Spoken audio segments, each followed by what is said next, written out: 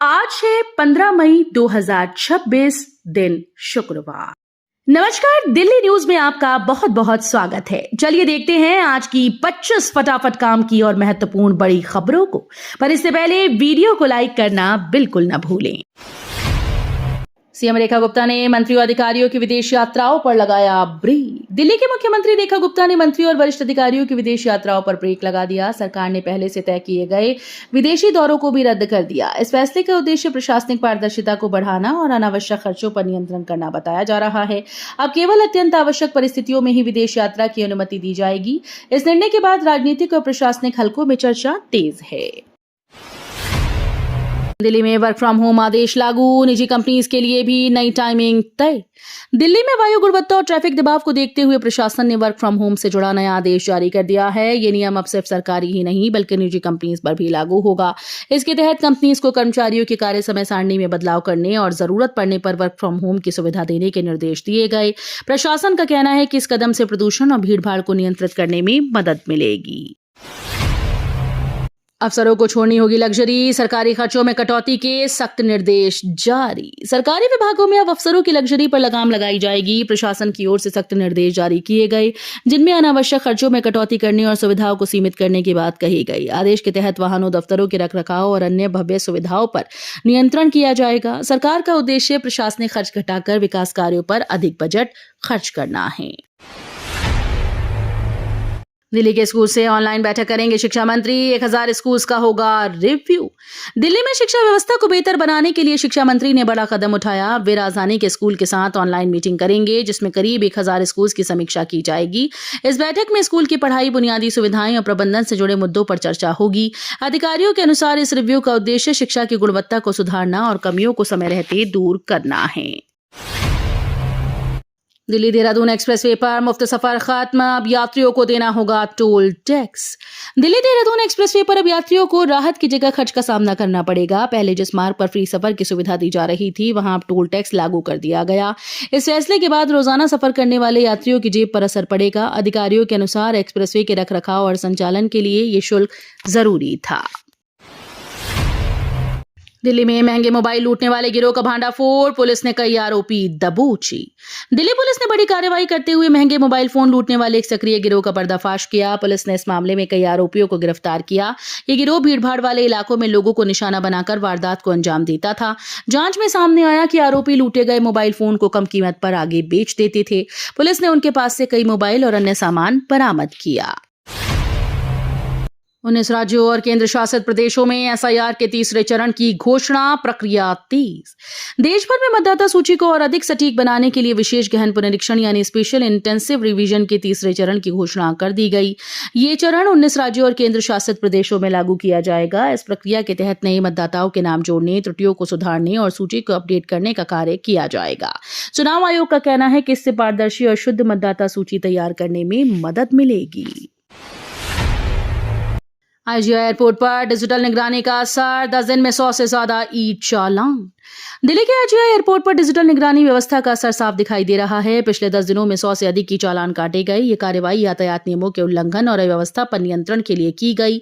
अधिकारियों के अनुसार निगरानी प्रणाली को और मजबूत करने के लिए कैमरों की संख्या भी बढ़ाई जाएगी। इससे ट्रैफिक प्रबंधन बेहतर होगा और नियम तोड़ने वालों पर सख्त नजर रखी जाएगी। एलजी ने दिल्ली मेट्रो को लाइफलाइन बताया, लोगों से सार्वजनिक परिवहन अपनाने की अपील की।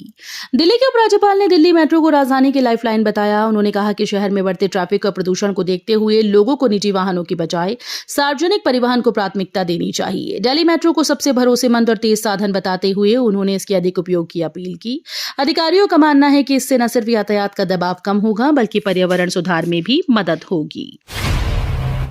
डीयू ने सेंट स्टीफेंस कॉलेज के प्रिंसिपल नियुक्ति पर लगाई रोक, आदेश जारी।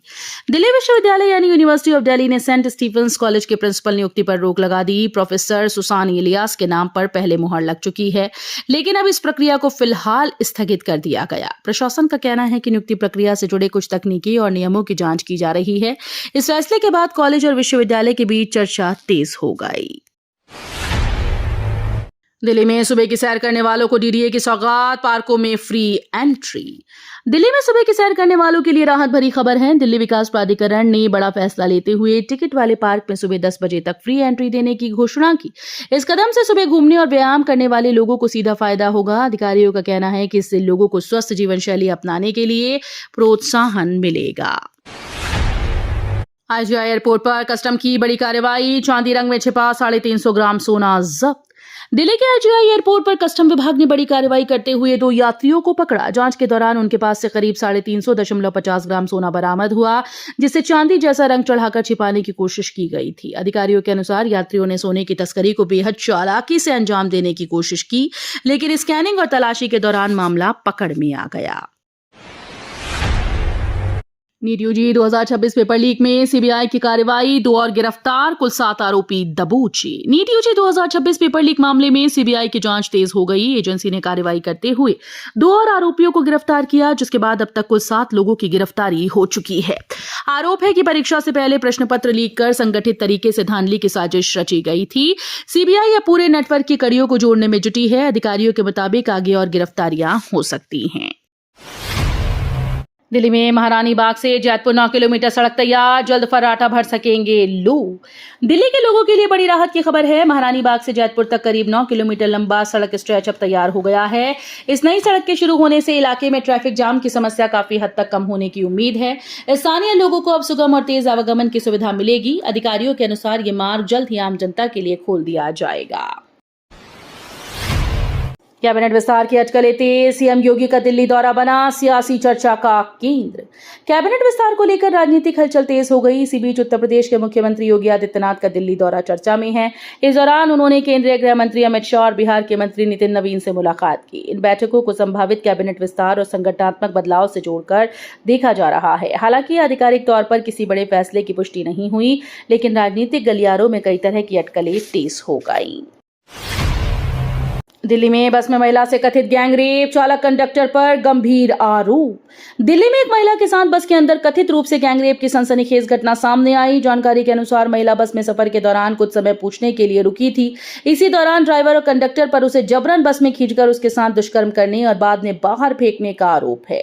घटना के बाद इलाके में हड़कंप मच गया। पुलिस ने मामला दर्ज कर जांच शुरू कर दी। जस्टिस स्वर्णकांता शर्मा से जुड़ी बड़ी खबर, केजरीवाल के शराब घोटाले केस पर उठे सवाल। दिल्ली शराब नीति मामले को लेकर एक नई खबर सोशल मीडिया पर तेजी से वायरल हो रही है, जिसमें दावा किया जा रहा है कि जस्टिस स्वर्णकांता शर्मा ने अरविंद केजरीवाल से जुड़े केस में कोई बड़ा कदम उठाया या केस से संबंधित कार्रवाई की है। हालांकि इस दावे की आधिकारिक पुष्टि अभी स्पष्ट नहीं। ये मामला पहले से ही विभिन्न जांच एजेंसीज और अदालत की कार्यवाही के तहत विचाराधीन रहा है। राहुल गांधी की विदेश यात्राओं पर सवाल, 11 करोड़ कमाई और 60 करोड़ खर्च का दावा। राहुल गांधी की विदेश यात्राओं को लेकर एक बार फिर से राजनीतिक बहस तेज हो गई। दावा किया जा रहा है कि उनकी यात्राओं से करीब 11 करोड़ रुपए की कमाई हुई, जबकि लगभग 60 करोड़ रुपए खर्च किए गए। इस मुद्दे पर दिल्ली की मुख्यमंत्री रेखा गुप्ता ने भी सवाल उठाए और पारदर्शिता की मांग की। विपक्ष और सत्ता पक्ष के बीच इस मामले को लेकर आरोप प्रत्यारोप का दौर जारी है। श्रीलंका टूर का ऐलान, वैभव सूर्यवंशी की एंट्री, तिलक वर्मा कप्तान, रियान पराग उप कप्तान। श्रीलंका दौरे के लिए टीम इंडिया का ऐलान कर दिया गया। इस स्क्वाड में 15 साल के वैभव सूर्यवंशी को शामिल किया गया, जिससे युवा प्रतिभा को बड़ा मौका मिला। वहीं तिलक वर्मा को टीम की कप्तानी सौंप दी गई। रियान पराग को उप कप्तान बनाया गया। चयन के बाद टीम को लेकर चर्चा तेज हो गई। क्रिकेट फैंस इस नई और युवा टीम के प्रदर्शन को लेकर उत्सुक हैं। ओमान के पास हमले के बाद भारतीय जहाज डूबा, जांच शुरू। ओमान के पास समुद्री क्षेत्र में एक बड़ा हादसा सामने आया, जहां कथित हमले के बाद एक भारतीय जहाज डूब गया। घटना के बाद क्षेत्र में हड़कंप मच गया। प्रारंभिक जानकारी के अनुसार जहाज पर हमला होने की आशंका जताई जा रही है। हालांकि आधिकारिक पुष्टि का इंतजार है। संबंधित एजेंसीज ने मामले की जांच शुरू की और समुद्री सुरक्षा से जुड़े पहलुओं की समीक्षा की जा रही है। शालीमार बाग में नकली ब्रांडेड सामान बेचने वाला कारोबारी गिरफ्तार, पुलिस की बड़ी कार्रवाई। दिल्ली के शालीमार बाग इलाके में पुलिस ने बड़ी कार्रवाई करते हुए कारोबारी को गिरफ्तार किया, जो नामी ब्रांड्स के नकली लेबल लगाकर सामान बेच रहा था। जांच के दौरान भारी मात्रा में नकली उत्पाद और ब्रांडेड टैग बरामद किए गए। आरोपी लंबे समय से ग्राहकों को धोखा देकर अवैध कारोबार चला रहा था। पुलिस ने मामला दर्ज कर पूरे नेटवर्क की जांच शुरू कर दी। एनजीटी की सख्ती, पेड़ों की अवैध कटाई पर एफआईआर के आदेश जारी। पेड़ों की अवैध कटाई के मामले में नेशनल ग्रीन ट्रिब्यूनल ने सख्त रुख अपनाया। ट्रिब्यूनल ने दिल्ली सरकार, वन विभाग और पुलिस की भूमिका पर तल्ख टिप्पणी करते हुए गंभीर सवाल उठाए। मामले में एफआईआर दर्ज करने के भी आदेश दिए गए हैं। एनजीटी का कहना है कि पर्यावरण संरक्षण में लापरवाही बर्दाश्त नहीं की जाएगी। इस कार्रवाई के बाद प्रशासनिक हलकों में हलचल तेज हो गई। भारत बनाएगा एलपीजी विकल्प, कैबिनेट ने कोल गैसिफिकेशन प्रोजेक्ट को मंजूरी। एलपीजी का विकल्प तैयार करने की दिशा में भारत बड़ा कदम उठा रहा है। मोदी कैबिनेट ने कोल गैसिफिकेशन प्रोजेक्ट को मंजूरी दी है, जिसके तहत लगभग 3 लाख करोड़ रुपए का निवेश किया जाएगा। इस प्रोजेक्ट से देश में कोयले को गैस में बदलकर ऊर्जा उत्पादन बढ़ाने की योजना है। इससे यातायात पर निर्भरता घटेगी और ऊर्जा सुरक्षा मजबूत होगी। राजधानी में दौड़ेंगी हाइड्रोजन बस, सेंट्रल विस्टा में डीएमआरसी आज से शुरू करेगी सेवा। दिल्ली में पर्यावरण अनुकूल परिवहन को बढ़ावा देने के लिए डीएमआरसी आज से सेंट्रल विस्टा क्षेत्र में हाइड्रोजन बस सेवा शुरू करने जा रही है। ये शटल बसेस सेंट्रल सचिवालय से सेवा तीर्थ मेट्रो स्टेशन के बीच चलेंगी और यात्रियों को अंतिम मील कनेक्टिविटी प्रदान करेंगी। सेवा केवल कार्य दिवसों में उपलब्ध रहेगी। बसेस में आधुनिक सुविधाएं, जीपीएस और सीसीटीवी लगाए गए हैं। दिल्ली एनसीआर में 40 से 200 वर्ग फुट छोटे प्लॉट स्कीम लॉन्च, जाने आवेदन की प्रक्रिया। दिल्ली एनसीआर में गरीब और मध्यम वर्ग के लोगों के लिए छोटे प्लॉट की नई स्कीम चर्चा में है। इसमें 40 से 200 वर्ग फुट तक के किफायती प्लॉट या यूनिट दिए जाने की संभावना है। ये स्कीम डीडीए और अन्य विकास प्राधिकरणों के तहत लाई जा रही है। आवेदन ऑनलाइन माध्यम से होगा और चयन ई लॉटरी या ई ऑक्शन से किया जाएगा। इच्छुक आवेदक आधार, पैन और बैंक डिटेल के साथ रजिस्ट्रेशन कर सकते हैं। तो ये थी आज की बड़ी खबरें। रोजाना ऐसे ही सबसे पहले अपडेट पाने के लिए चैनल को सब्सक्राइब करना बिल्कुल न भूलें। धन्यवाद।